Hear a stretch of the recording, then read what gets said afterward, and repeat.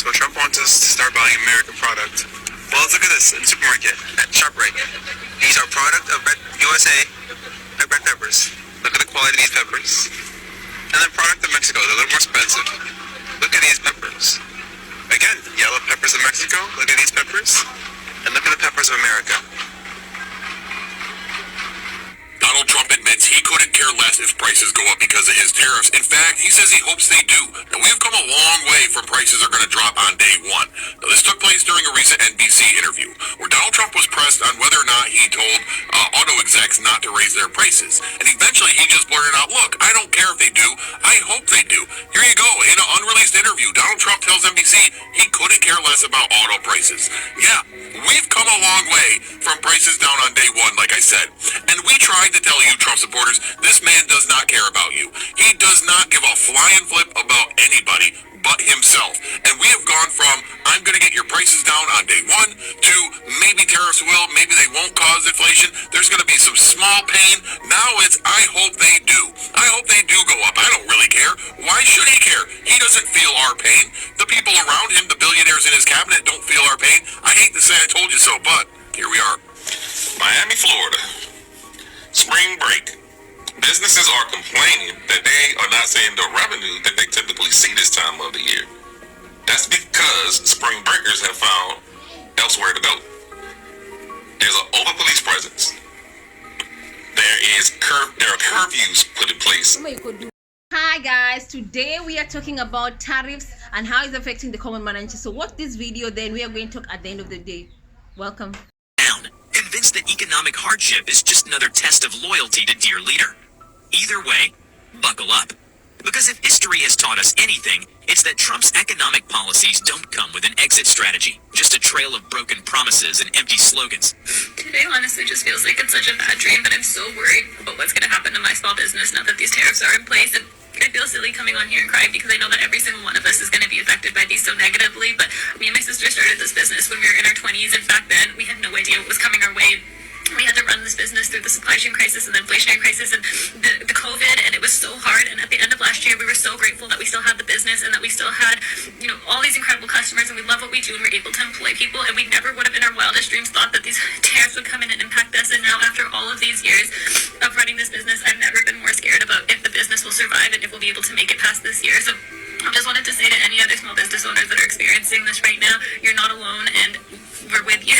And for anybody who wants to support a small business, honestly, every like, share, comment makes such a big difference. Thank you. Donald Trump has already spent $10.7 million of taxpayer money playing golf and flying to Florida virtually every single weekend. It's interesting. Donald Trump and Elon Musk are firing veterans from the VA, park rangers from the National Park Service, scientists and doctors who are studying cancer and medicine, and they call that wasteful spending. But Donald Trump costing taxpayers $10 million to play golf is a necessity. Do you see how their priorities are totally backwards? So if you want to cut wasteful spending, why don't we start with Donald Trump's golf outings, or his trips to the Super Bowl, or the Daytona race, or anything like that? Why don't we start there as opposed to firing veterans? Trump swore up and down that he'd bring down prices, but what Maga didn't realize was he meant stock prices. And boy, is he delivering on that promise with Olympic-level efficiency. Every time this orange man opens his mouth, it's like he's personally pressing the sell button on Wall Street. Investors panic, the stock market takes a nosedive, and financial analysts are left scrambling to explain why the leader of the free world is single-handedly tanking global confidence with one off-the-cuff rant. And it's not just the economy taking a hit. America's dignity is going down with it. Every time Trump gets in front of a microphone, it's a fresh round of second-hand embarrassment for the nation. It used to be that when the U.S. president spoke, the world listened with respect. Now, foreign leaders are holding back laughter at international summits, and even our closest allies are treating us like that one uncle at Thanksgiving who won't stop saying wildly inappropriate things. Once upon a time, America was the powerhouse of the global economy. Now, thanks to Trump's Twitter-first, think-later policies, we've become a cautionary tale. Other countries are watching us like you'd watch a slow-motion car crash, horrified, yet unable to look away.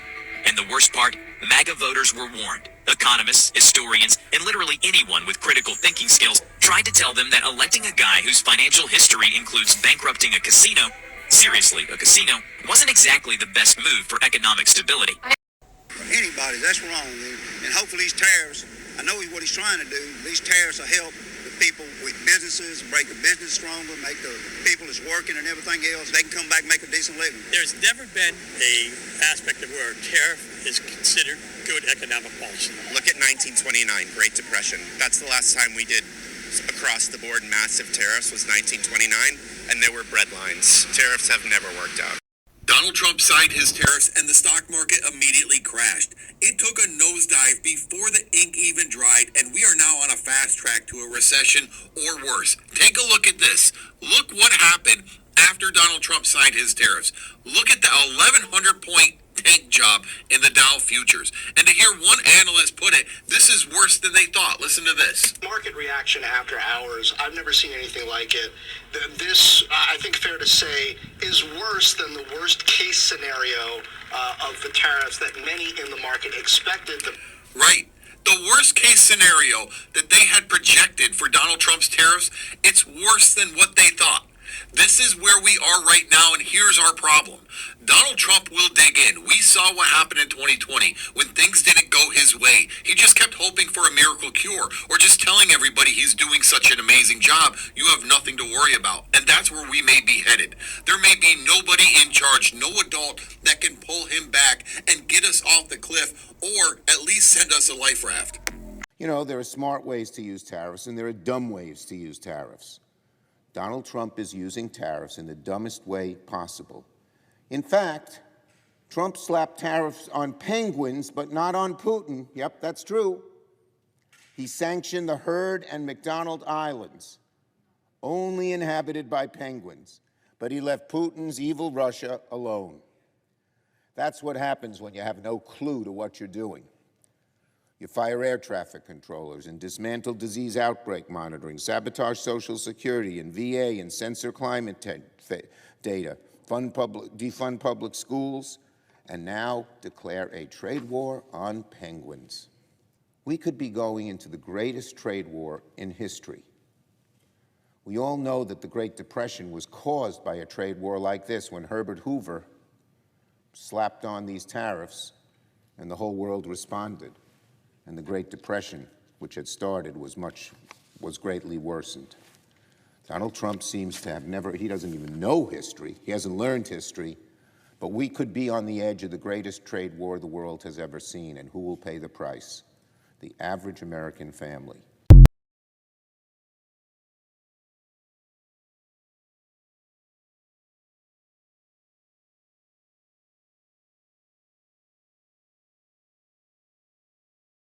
I'm seeing more and more people online saying, well, I voted for Trump, but I didn't vote to lose my job, and I didn't vote for a global trade war, and I didn't vote for Elon Musk to run amok in the government, slashing agencies and cutting jobs, and I didn't vote to see America's allies cast aside.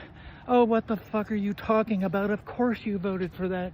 You were perfectly happy to see all that happen as long as it didn't happen to you. And now that the leopard is eating your face, suddenly you've changed your tune. Well, you get no sympathy from me. You voted for that. You wanted that. So you sit back and enjoy the fruits of your labor. I don't care what happens to you. I just want you to feel the pain that you brought on yourself, because that is the only way you can learn.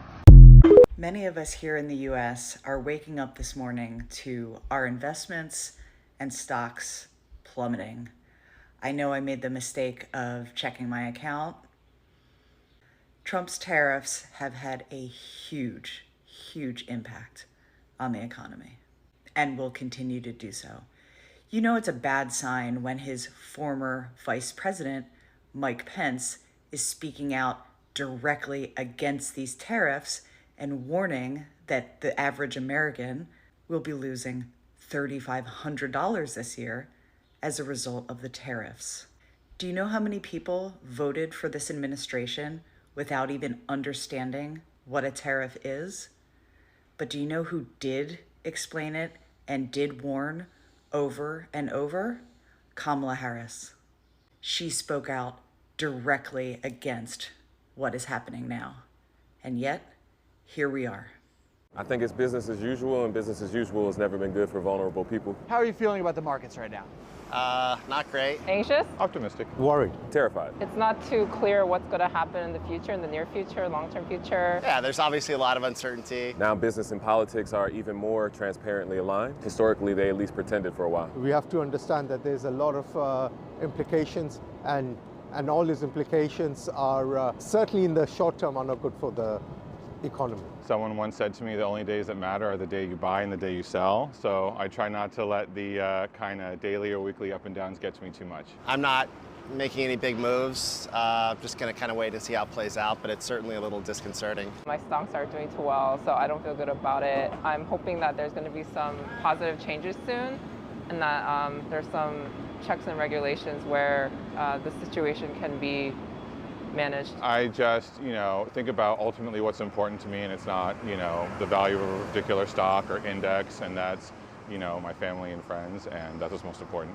There's implications of his intentions, and there's implications of his unintended consequences. Vulnerable people were always unsafe, and now they're made even more vulnerable. He's bringing a lot of groups that historically have been safe, a lot of elites, academics, into these kind of struggles. My concern is that those folks, instead of pushing left and supporting one another, are going to instead try to make concessions, and historically that never benefits anyone. I'm very optimistic about it. Tariffs are completely counterproductive. Avocados from Mexico is definitely a big one that I think about. I'm very concerned about even 10%. Could be a lot of money for a $1,000 item. Other countries require tariffs. I think it's only right that we should as well. We have been very successful engaging with the world, and to isolate ourselves is a backward move. I know some of our citrus too are grown internationally as well. Those are two of the big ones that I can think of off the top of my head, but still know that that's gonna have an impact on grocery budgets. It will be affected big. You see it in the market. You see the groceries are going up. The farmers are catching it. He come and flip the whole system around. Heard from one woman who even said that the same basket of groceries that she regularly buys has now effectively doubled. Take a listen.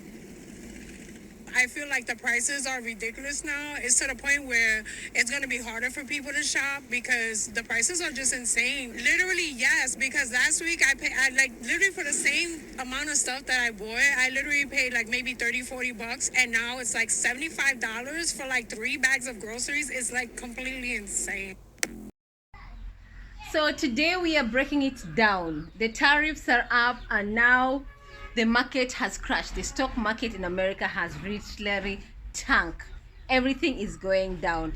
The reason why is when you put tariffs, America, most of your products you're getting from outside the country, especially from China, and of course European countries, Canada, Mexico, and that's the reason why right now the eggs prices are very high. So when you put up tariffs, you increase those tariffs, and you expect other countries will not retaliate. Of course they're going to retaliate. You can see Mexico, they have retaliated. You have seen Canada, they have retaliated. You have seen Japan, China, South Korea, they have all united and they've retaliated. You have seen European countries, they're also retaliating. In other words, each country right now, they're increasing their tariffs. In the process, what's going to happen? Prices in America are going to be very expensive. When you go to the supermarket, you want to buy grocery, it's going to be very expensive. When you want to buy a car, it's going to be very expensive. Whatever products you want to buy or services is going to be expensive. Why? Because of the increase in tariffs. And once the tariffs are going up, who is going to pay? Who's going to be charged? Of course, it's the consumer. And who is the consumer? Of course, the people who are in America. The same way as people want to buy products from in America when they are exported to other countries, and of course America, the increased tariffs, it's going to be expensive. But at the end of the day, it's a lose-lose situation. I get it. Countries need to protect their people, they need to create jobs, they need to do what's best for their countries. I get that and I understand that. But at the end of the day, if you end up fighting each and every ally that you have, and all the allies right now, they're literally fighting America in terms of trade war. Now it's a trade war. What has happened today? You have seen the president has literally, signed has signed and about increasing tariffs, and look what has happened. The stock market in America has literally going down. And and if this thing continue, America is going to they're going to experience recession. And with this economy where people are losing jobs, where people are living paycheck to paycheck, it's not good. And the people who are going to suffer are the citizens, are the people who are in America right now. And all that thanks to who? The person you voted for. Yes, this is Maga. This is the time when you fuck around, and this is what you are seeing. These are the results. So America people are going to suffer, and I mean really, really suffer in terms of, paying goods at a higher price, paying your electricity bill at a higher price, paying your services at a higher price, all this because of tariffs. Right now, each country that used to be an ally, they are literally increasing tariffs, and now things are very expensive. And I've had some people complaining, oh, eggs are very expensive, oh, we cannot afford this, oh, America is too expensive. Oh, before people used to complain America is very expensive. Now imagine when you guys are experiencing recession. It's gonna be double, triple, even 4 times expensive. All right, this is the results of voting the way you voted. And for the next 4 years, tighten your seat belt and accept the reality and hope for the best, so that the next election you choose a better person who's gonna fight for you as a common citizen, who is, of course, who is a middle class or even a lower class, and not only just fighting for the rich. Because right now, to be honest, the current administration, all they think about is fighting for the rich people. Yes. All right, guys, please don't forget to subscribe.